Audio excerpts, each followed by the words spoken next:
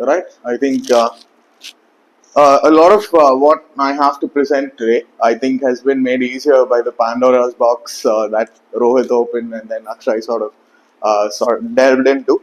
But I think largely, if we did as I go through this, there will be a lot of connections that you'll make through what we already covered before this through both Rohit and Akshay. But so I wanted to talk about today between creation and consumption. There is a line, right? Um, a lot of us, I think, sort of, especially in today's context, there's so much information available to us everywhere, right? Not only information, but choice as well, right? Whether you're so I'll just set the context of what I'm going to talk about. We'll talk about consumption. We'll talk about the dilemma around consumption. How do we probably sort of go from a consumption mindset to a creation mindset, or is it correlated? Do they both exist in the same space? Creative processes that we all have for different things. How we can probably sort of influence that more mindfully. And then probably overcoming two of the biggest obstacles there is to creation in today's context. I think validation that we sort of get, and therefore rejection that comes with that turf, and procrastination. I think more than ever today, procrastination is a really sort of recurring theme as a coping mechanism, even if you're not able to, whether it's accomplishment or whether it's non-accomplishment. I think procrastination somewhere plays a part in both of these things. So having said that, just sort of moving through, I think we'll navigate what I spoke about: content consumption effects it has on the process, how overconsumption can block your creativity, and how we could probably sort of mindfully have some checks and balances in place. We'll also talk about procrastination and rejection through this piece. Right. So, right, if we all we're all moving to this space where we want to be super compartmentalized because time feels like a increasingly diminishing commodity. Especially if you're living in a city, you're juggling a career, you're juggling home, you're juggling passions, you're juggling all of these things at any given time. So, in this diminishing landscape of time, and we also now adding to this mix when in terms of hedonism also, there's just like so much choice. Whether you're watching something, you have like 20,000 OTT platforms. Whether you're ordering food, you have a bunch of choices. Nothing is really making time more ambient to you. If anything, it's sort of taking away from it further and further as we progress into the next set of technological advancements and all of that. But yeah, I think if you can think of any media that you'd like to decompress with, or sort of interact with, whether you want to order, whether you want to do grocery shopping, if you can think about it, it's probably you are part of that mental model, you're part of that system model, and it has been matrixized. So how do you escape it? How do you escape this matrix? Um, right. I think so. Again, content consumption. I'm speaking from the point of what do you consume content for? It could be something that you want to just do mindlessly as a decompression activity, in which case you know exactly what it is for. You set aside a time for it, you will do it as per what you have set aside time for. But that doesn't happen, right? So socially, we have a lot of conversations. Hey, did you watch the new Game of Thrones episode? No, I haven't. I'm going to go watch it today. So a lot of what we consume today also comes from social context. And there are a lot of different derivations that people have of what they consume. Uh, if you ask me, in a regular sort of day-to-day context, and the exchange of information that comes with a day-to-day context, how much of the information that you receive is really going to make you think in a direction that is going to make you create something about it? Is it just something that you've heard, listened, and it's nice to know? Or is it cause something inside of you to review this information? Like Akshay spoke about, creating notes. I feel everybody who's consumed something has their own interpretation of it. So you can never take what you've consumed as the absolute truth. You will put it through your judgment, your filters, your layers, all of the variables that Rohit spoke about that makes you who you are, right? The variables of how you've been brought up, what your response to stimulus has been, and how it's evolved over the years.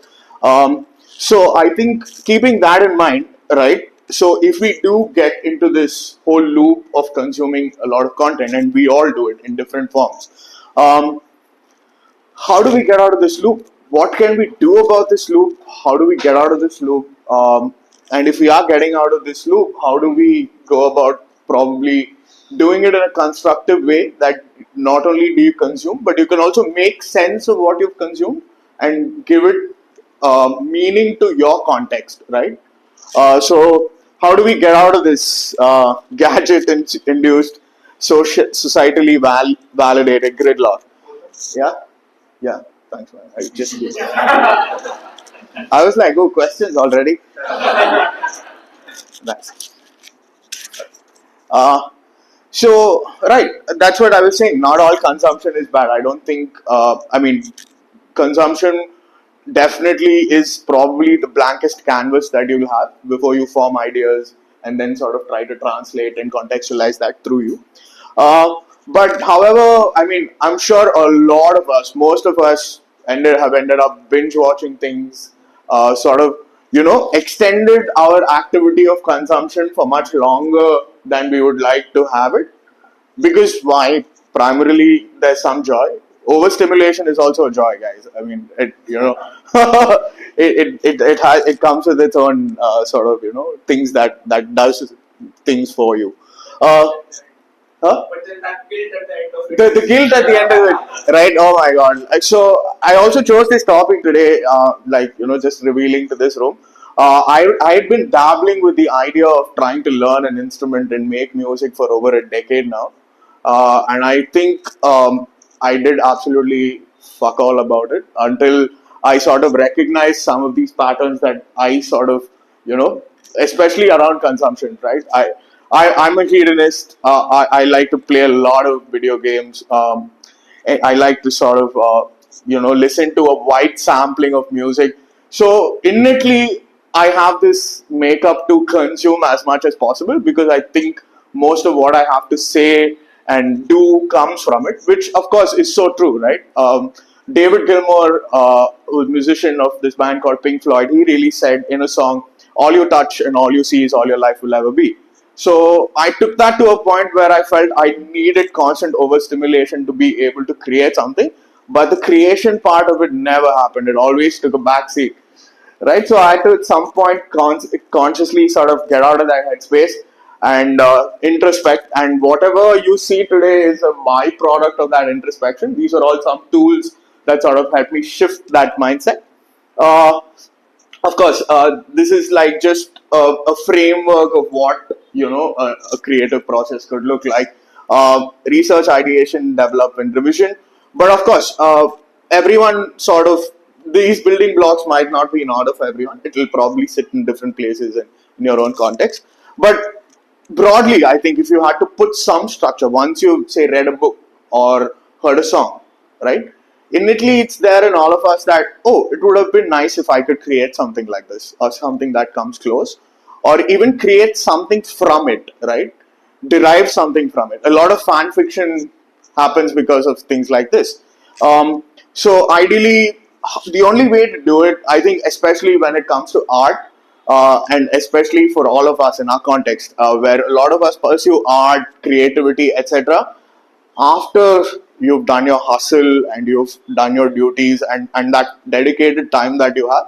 So how do you make the most of it? I think especially art needs a strong framework of science to back it up. Otherwise, it will remain an abstract concept that will never see light of day. So these are some things that will probably help, put some structure to how you want to go about even starting this process of creation. Because starting the process of creation itself is a daunting task, right? And then you go into all these things, things that you control, things that you don't control. How will what I be created be perceived? And that is a huge problem for all of us. I've seen a lot of content creators on social media say that they're forced now to put content as a calendar rather than them wanting to do it by themselves or feeling the need to do it.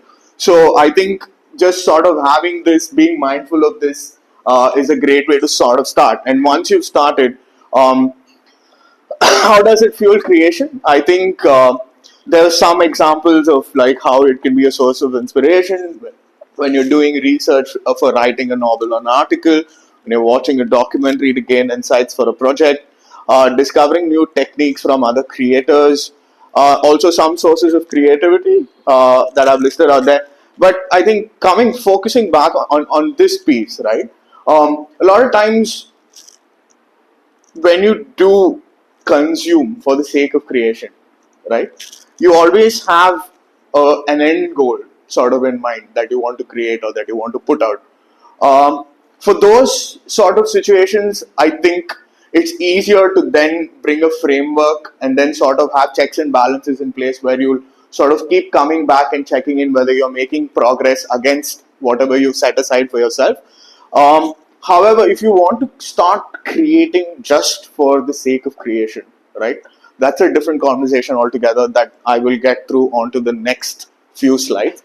But yeah, just always try to remember when you consume something, right, being mindful that this could have a possible implication, whether it's about what you apply in daily life situations or whether it's something unique that you've observed that you would like to create from the scratch and then see how that idea develops. I think that would be a great way to look at content every time you consume it, that you have some application ideology in mind as to how this particular information would sort of help you do what you need to do.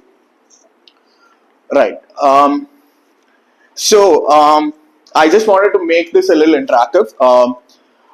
So just we'll go across the room. There's all been times where you've all consumed something, been so inspired by it that it got you to create. How did that pan out? Can you recall whether you completed what you set out to create after you saw that or you heard that? And was it dropped? And what led to whether you finishing that piece or you dropped that piece? So, I mean, if you guys can quickly just sort of, do an entire flashback of all your lives and all these years that you've spent and give me like maybe one scenario that could possibly sort of speak about these things.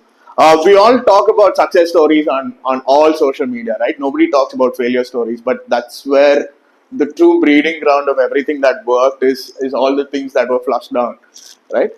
So I quickly go around the room. I start with Rohit. Rohit, anything that sort of, when you saw her started a project, what was that? Yeah, to keep it really short. Yeah. So I watched this documentary called AlphaGo, which is DeepMind's kind of like really novel AI that could play the game of Go, which is something that brute force computers can't do because the number of possibilities are incredibly large, more than chess.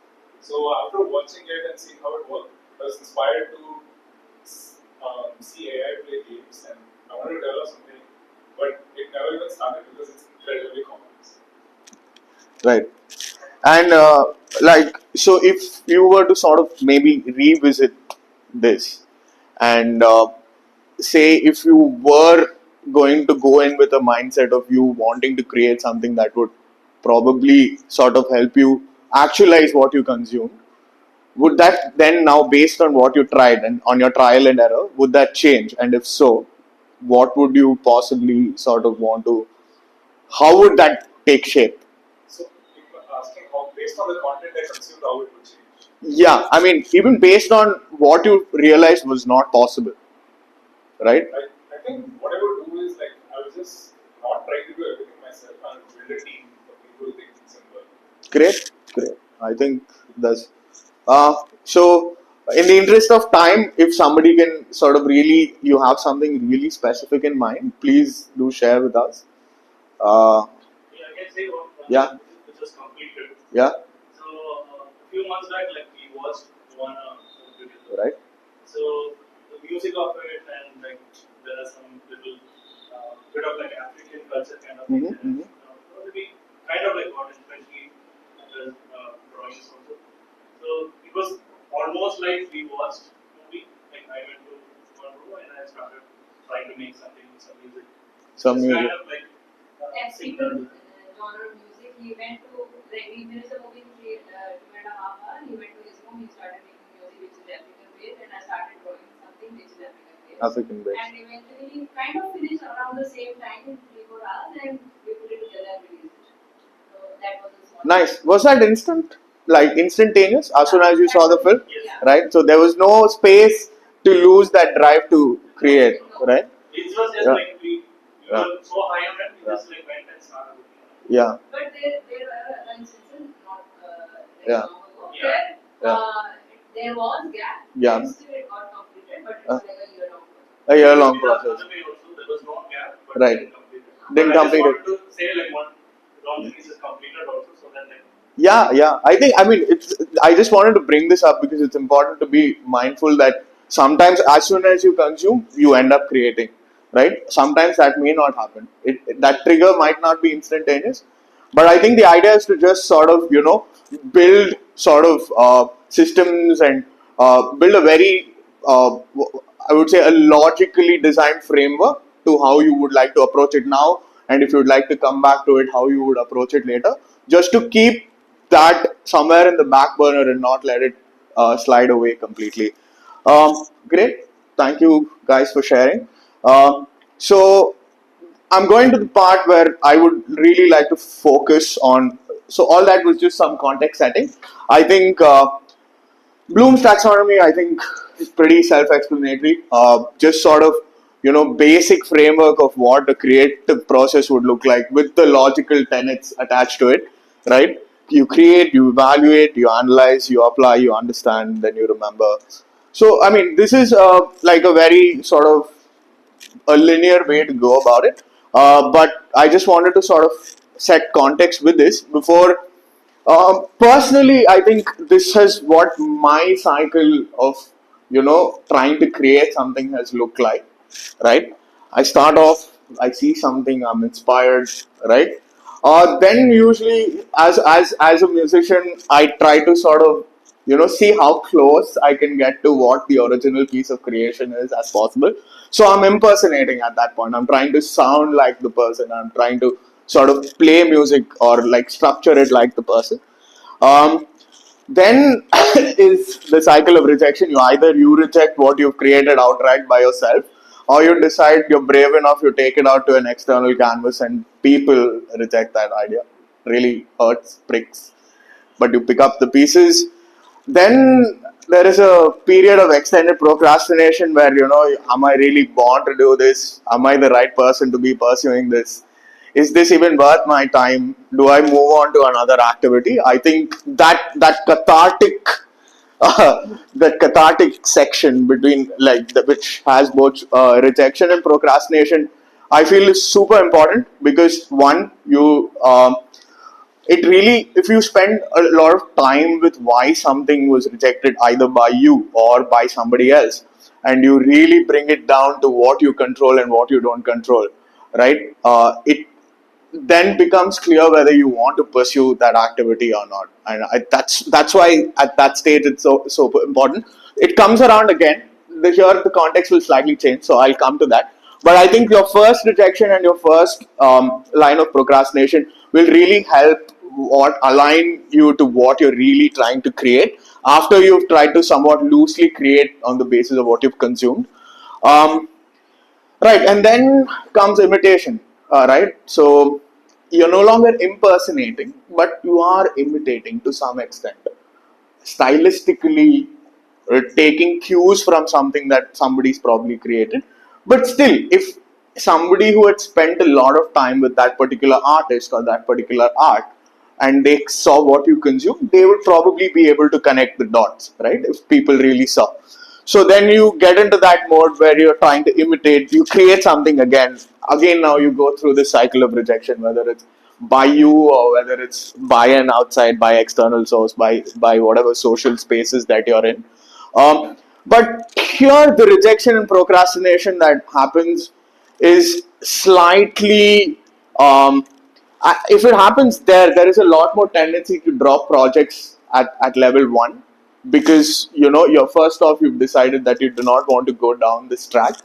Here, however, I feel it's more of an enabler of you to tweak your ideologies, your thought processes. You get back to the drawing board. See, it's more analytical in nature.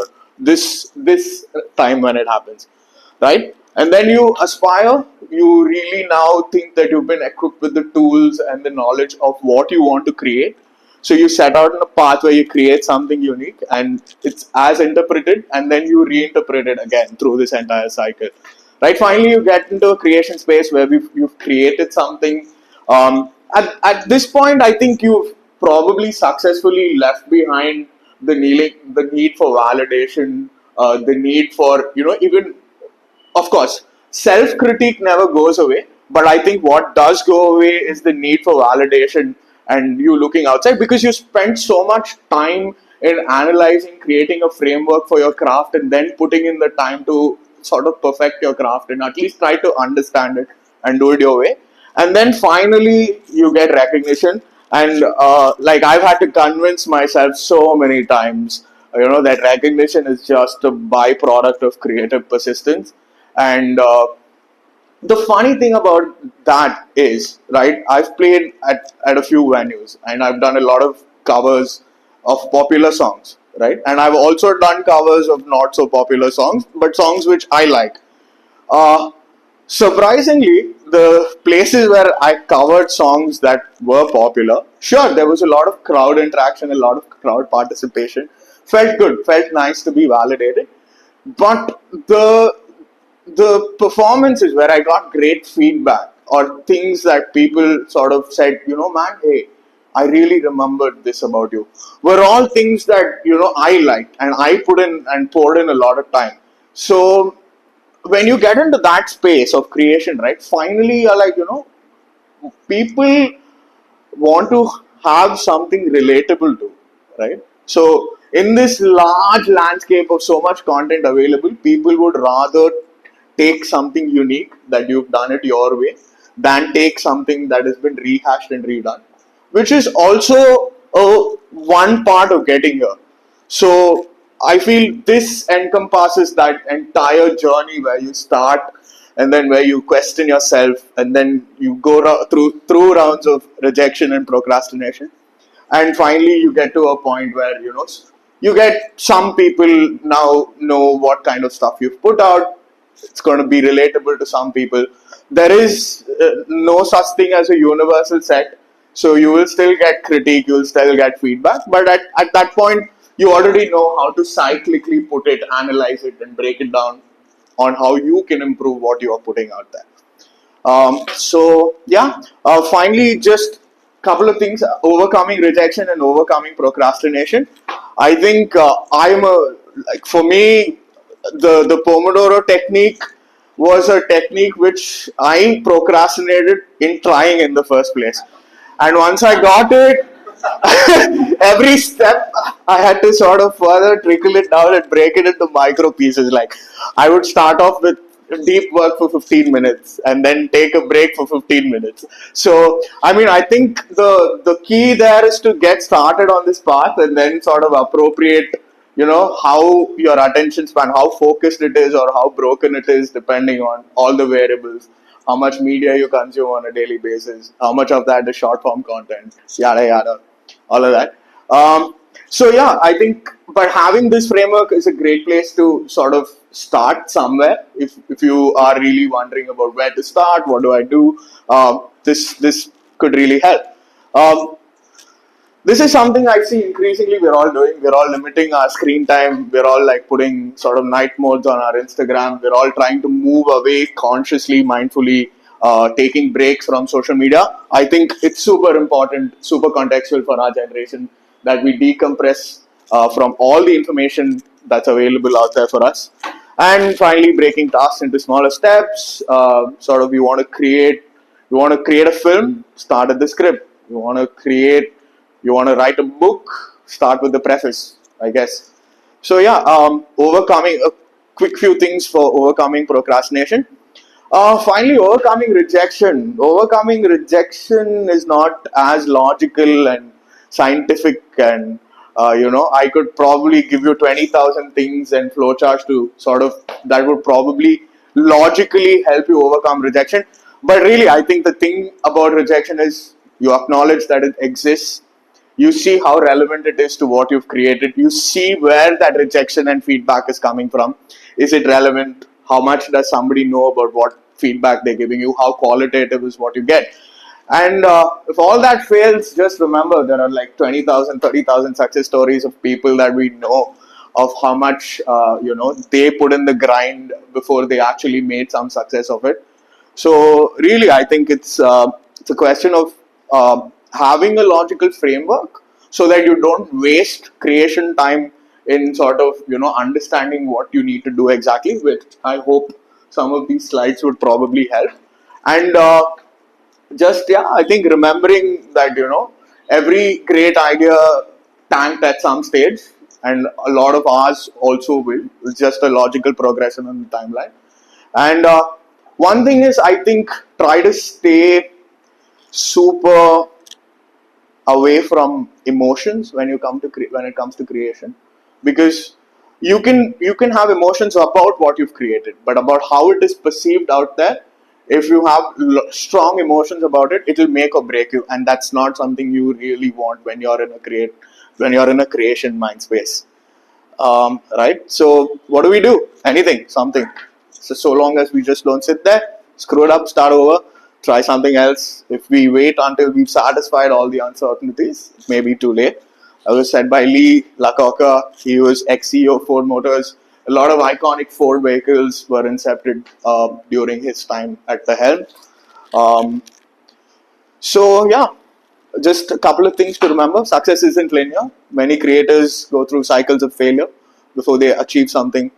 Redefine failure as experimentation. I think it's super important to remember that if something didn't go really well, that's just now you know what not to do. So probably not repeating that same mistake is a great way to do anything about whatever rest you want to do with that.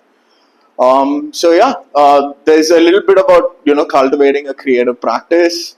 Um, these are small things that you can try. I'm sure all of you also are sufficiently invested in things that get you ticking. So maybe there are things that you actively, proactively do to sort of develop that creative practice. Um, Micro creativity. I also wanted to just, Tarun, how am I doing on time? 2 3 minutes. Okay, I really wanted to try this since we did see all of these things today, but pen and paper I don't see. Uh, you have pen and paper. There are some tissues. If you have pens, okay. I mean, just humor me, guys. Just humor me. It could even be based on what you learn in Pint Insights today, and how you could probably apply some of these things in your own spheres or in your zones of creation. But it could be anything, right? It could be a plan on how you want to create something. It could be like it could be a quick story. It could be a quick doodle to represent whatever you learned today. It could be anything. But just 2 minutes, quickly, probably put something down on paper. Then we'll just sort of finish.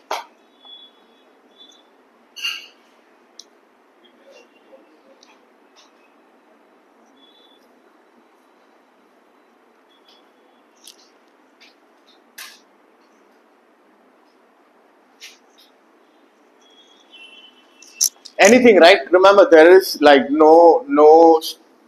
I'm not asking you to structurally give me a masterpiece. I'm just asking you to sort of sum up.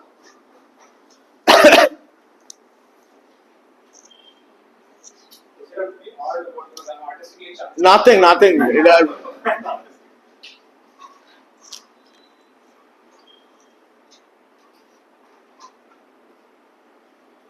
Like it could be, Akshay, something as specific as if you'd wanted to be like something that I told myself before I started on this today was definitely to check out Obsidian, try to understand how it works from day zero to the point where actually I have enough thoughts where I could connect multiple nodes. So it could be a plan, it could be anything, a sketch.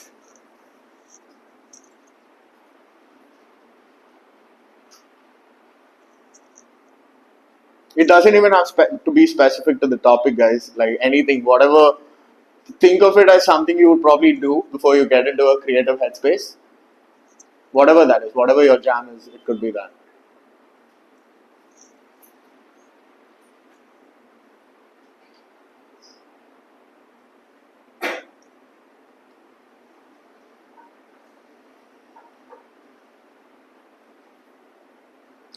So yeah, and hold on to your papers, okay? So because we'll finish, and we'll let the next person also finish speaking, and then at the end, probably we can also have a conversation of what each person has created, and we could, go around and have a discussion with amongst all of us, rather than just this be a monologue and then I sort of do this, right? Okay. So I'm just summing up. Find a balance consumption and creation by being mindful. Adapt, improvise, overcome, embrace rejection and procrastination. Let's get it started. So start small, cultivate your micro creativity, let it grow into something bigger over time. Um, Go forth and conquer on that piece of paper, I guess, and in life. But yeah, thank you guys. Thank you.